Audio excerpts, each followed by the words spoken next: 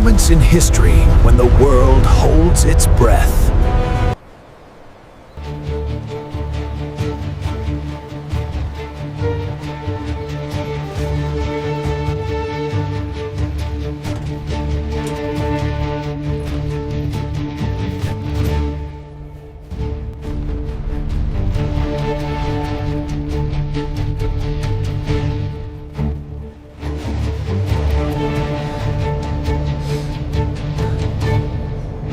Mission complete. Europe went broke. America got rich.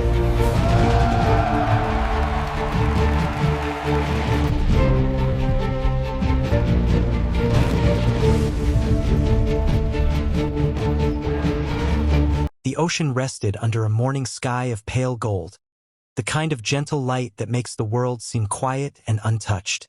On the shores of Oahu, palm trees swayed softly in the trade winds, while the sprawling harbor below shimmered like glass. Sailors laughed, walked, cleaned decks, and talked about home, unaware that the day unfolding before them would carve itself into history's marrow. Letters sat half-finished on tables, boots unlaced, shirts undone, because no one in Pearl Harbor expected war to arrive from the sky. A group of young sailors leaned along the rails of the USS Arizona, joking about weekend plans, writing down the names of girls they hoped to marry someday. A cook ladled eggs onto plates in the mess hall while music drifted from a radio. The harbor looked peaceful, calm, unshaken by the storms that ravaged continents oceans away. In these islands, the war felt distant, like thunder rumbling on the edge of the world. But thunder has a way of arriving sooner than expected. Far beyond the horizon, steel hulls cut across the Pacific. 6 Japanese carriers, Akagi, Kaga, Soryu, Hiryu, Shokaku, Zuikaku, moved with a precision that came from months of planning. On their decks, aircraft stood ready, engines already warmed, pilots seated, hands gloved, eyes steady. They did not speak much. They did not celebrate. They had been told that this strike could shatter America's will, that one decisive blow could silence a giant before it stood. They believed in orders, in purpose, and in the rising sun they wore upon their wings. The carriers steamed silently across the dark water while the world below slept. Intelligence reports had whispered of danger, but whispers are easy to ignore when the morning feels gentle and safe. Yet above that peace, the engines of war already beat their wings. Just before 8 a.m., the sky above Pearl Harbor began to tremble. At first, a few sailors thought it was just routine exercises. But then the sound grew louder, deeper, more violent, like the sky was tearing open. Heads turned upward, eyes narrowed, and suddenly, the black shape of a plane, marked with the red circle of Japan, descended from the heavens. The first bombs fell, and the world changed. Explosions tore through steel. Fire leapt through air. The USS Arizona shuddered as a bomb pierced her decks and ignited the powder rooms deep within her. In a moment, fire engulfed everything. The explosion shot upward in a towering pillar that split the sky. Sailors were thrown into the water, their uniforms burning. The harbor, once clear and calm, now churned with black smoke and burning oil. Sirens screamed. Men shouted. Boots slammed onto metal decking. Orders were shouted and drowned by the thunder of bombs. Even those who had been sleeping seconds before were now awake in a nightmare. Chaos moved like wildfire, but in chaos, something else rose with it. Courage. A pilot named George Welch sprinted barefoot across a runway, ignoring bombs falling around him. A young sailor, burned and shaken, dove back into the flames to drag strangers from the wreckage. A chaplain prayed aloud while bullets tore through the air around him, refusing to leave the wounded behind. Some would not survive. Some would live to tell the story. But all of them chose to stand, even when the world was collapsing around them. Pearl Harbor did not fall quietly. It screamed. But even in that scream, the heart of a nation began to beat louder. When the attack finally ended, smoke drifted over a harbor that looked like a graveyard of steel. Thousands dead, ships burning, a nation shaken to its core. People wept in silence. Others clenched their fists. What had been taken could not be undone. But what had been awakened would not be stopped. The following day, the president addressed the nation, his voice firm, unwavering, containing within it the weight of the fallen and the fire of the living. The chamber was silent as he spoke, every word carved into the soul of every listener. The date would live in infamy, he said, and the nation would rise. Factories ignited with movement. Sleeves were rolled up. Steel clanged. Fire roared. Women took up tools in places where men once stood, forging engines, bullets, steel, and hope. Young men lined outside military offices, sleeves rolled up, eyes burning with purpose.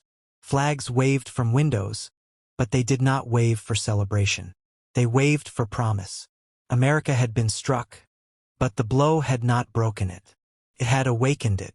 And across the Pacific, Japan watched an enemy they believed would break instead begin to gather strength like a storm. The Pacific Ocean became the battlefield of giants. Island after island, wave after wave, ocean turning from calm to agonized fury. Warships became worlds of metal floating upon endless water. Aircraft cut across the skies like thunderbirds, and every mile of ocean gained had a price paid in blood, sweat, fear, and resolve. Yet the Japanese Navy, seasoned and confident, believed America was still too wounded to strike meaningfully. They believed that one more decisive blow could end all resistance. So they planned to draw the remaining American carriers into a trap at a tiny, nearly forgotten island in the middle of the Pacific. A remote atoll, quiet, unimportant, almost invisible on maps. Midway. But what they did not know was that American intelligence had cracked their codes.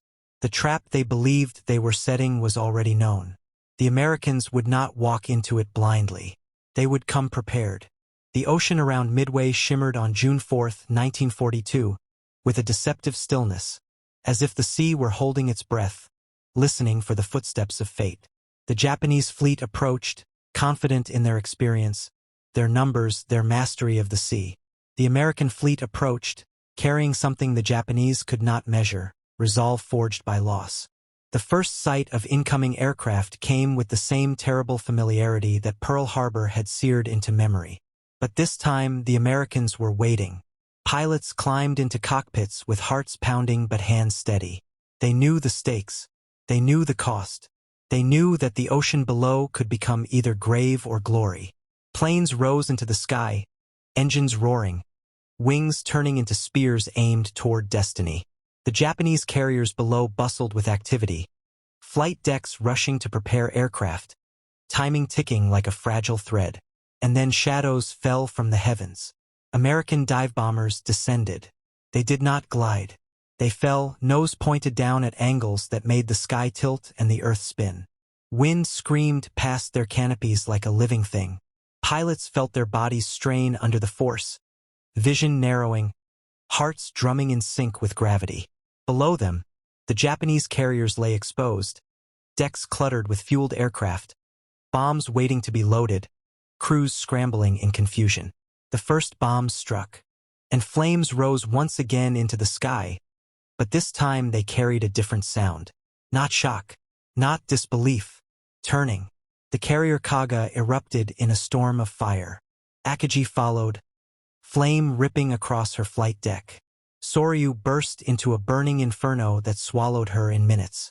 Only Hiryu remained, wounded yet defiant, launching her planes in a final grasp for victory. She struck hard, with the courage of a warrior refusing to fall quietly. But the ocean, fate, and history had made their decision. When the flames finally died, the sea around Midway glowed with burning remnants of what had once been the pride of the Japanese fleet. The tide that had begun at Pearl Harbor had begun to turn, not with triumph, but with sacrifice. Victory was not celebration. Victory was the price paid to move the world away from darkness. And America, once struck in the heart, now stood rising from fire. Not because it was unbroken, but because it refused to remain broken. The war was far from over, but something had changed, something irreversible. The world had just learned something eternal. Even when a giant sleeps, it remembers how to rise. The ocean steamed with smoke and drifting embers, the water around the shattered carriers reflecting orange flame against the deep blue beneath. And yet, in that floating graveyard of steel and oil, something invisible but undeniable had risen. It was not victory alone. It was not vengeance fulfilled. It was a shift, a turning of the tide not just in the waters of the Pacific, but in the hearts of those who fought and those who waited for them. The men who returned to their carriers from that battle did not speak loudly. They did not cheer or laugh or shout proudly. There was no triumph dancing in their voices. Many had lost friends, brothers in the sky who had plunged from burning cockpits into the ocean below. Some had watched entire squadrons disappear in silence. And yet they knew. They had struck back. They had answered the cry that began at Pearl Harbor. They had kept the promise made to those who fell beneath burning oil and steel. And because of that, the war was no longer moving in one direction. It was a struggle now, not of machines alone, but of will. The men returned to ship decks darkened by smoke, and the flight crews helped them down with hands that trembled but did not let go. Some pilots stared at the sea, eyes empty, trying to understand how they had survived while others had not. Some clutched tokens, a photograph, a small medal, a stained glove, anything that tethered them to the world beyond war. The ocean wind carried the faint smell of fire, even miles away. It lingered, reminding them that every mile of ocean now demanded something from them. But they were willing to pay it, because now the war was no longer just something that had happened to them. It was something they carried, something written into the blood and bone of their hearts. Across the Pacific, news of Midway reached Japan like a shadow. The admirals studied reports in silence, their hands still, their eyes heavy. The carriers lost were not easily replaced. The pilots who had trained for years were gone, and the war that once felt swift and unstoppable now felt long, uncertain, and shaped by forces they could no longer control. For the first time there was hesitation. Not fear, never fear, but hesitation, and the awareness that the war ahead would demand from them a cost greater than any calculation had ever shown. Meanwhile, in America, the news reached the homeland like a breath long held finally released. The sorrow of Pearl Harbor had not vanished, nor had the grief of the families who still waited for sons who would never return. But now there was something else, a warmth not of joy, but of purpose. The photographs printed in newspapers were not of celebration. They were of determination. Workers in factories tightened their gloves and leaned harder. Across towns and cities, flags did not flutter in triumph. They stood watchful, steady, like guardians reminding people of the cost already paid. Mothers sat by radios in kitchens, their hands still over half-prepared dinners, listening for news, bracing for names. Children whispered in hallways, aware of something heavy in the air even if they did not understand it. The country had become one heartbeat, one breath, one vow: we continue. Ships rolled out of shipyards with steel that glowed under sparks. Airplanes filled hangars like flocks of iron birds preparing to take flight. The war was a storm, and America moved into it. Not with the eagerness of conquest, but with the steadiness of those who knew there was no choice but forward. The Pacific was vast, an endless horizon where waves rose and fell in rhythms older than human memory. But now, across its deep expanse, fleets moved like shadows, aircraft carved across its skies, and islands once ignored became names written in blood and courage. The journey from Pearl Harbor to Midway was not a single arc of revenge. It was the beginning of a long push across waters that seemed infinite, and every mile carried the weight of what had been lost and what still needed to be won. On the decks of carriers sailing now toward unknown battles, young men leaned against railings, watching the water rush by in endless motion. Some prayed softly. Some closed their eyes and tried to remember the faces of family. Some simply stared into the horizon, where the sun dipped into the sea in streaks of red and gold, wondering if they would live to see another dawn. But they all stood there, together, held by something unspoken but powerful. The knowledge that they were no longer only fighting for themselves. They were fighting for those who could not fight anymore. Night on the Pacific carried a silence unlike any other place in the world. The stars hung low, their reflections trembling across black water. The ocean, so loud in battle, now slept like a giant whose breath rose and fell with the tide. And on the decks of those moving cities of steel, soldiers slept where they could, on rope coils, next to gun turrets, beneath the wings of planes, because sleep did not ask for comfort, only surrender. Dreams were brief, sometimes filled with fire, sometimes with laughter from home, sometimes with nothing at all. But when morning came, they woke again, and the war continued. The path from Midway forward was not short. It wound through jungles, beaches, coral reefs, storms, hunger, exhaustion, and fear. Some battles were recorded. Some were forgotten. Some lasted hours. Some lasted weeks. But every one of them shaped the world that would come after. Yet even amid the noise and smoke of war, there were moments of stillness. Moments where a soldier would lift his head and realize that despite everything, the world was still beautiful. The ocean still shimmered in sunlight. The stars still burned in the night. Life still existed beyond the reach of guns and fire. And those moments were enough to remember why they kept fighting. They were not fighting to destroy. They were fighting to protect. To protect the right to return home. To protect the faces they remembered. To protect the world they believed could still exist when the war was done. The sea carried them forward, toward battles not yet named, toward futures uncertain, toward a horizon that both comforted and threatened. And yet they did not turn back. Because once awakened, a giant does not sleep again.